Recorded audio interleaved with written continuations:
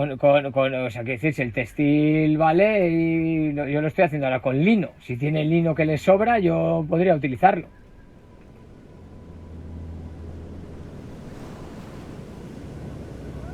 Adiskide maitea. Lerro hauek idazteko arrazoia zera da.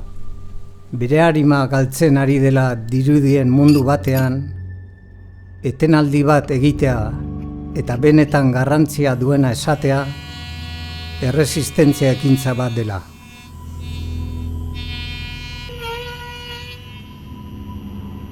Hogeita hamar urte igaro dira gure ametsak lehengo aldiz elkarrekin partekatu genituenetik.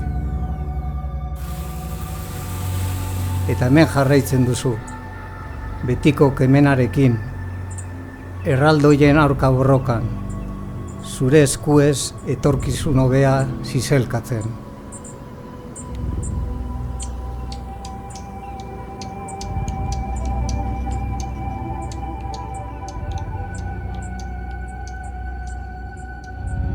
Amore eman zenezakeen, baina tinko ustea erabaki zenuen.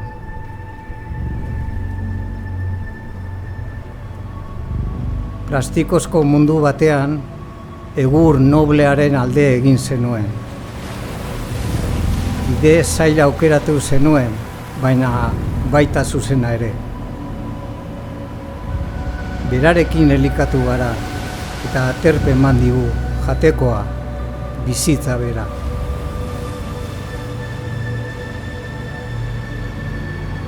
Eta gogora ezazu hau, sortzen duzun pieza bakoitza, mundu garbiago, bidezkoago, izatiarrago baten promesa da.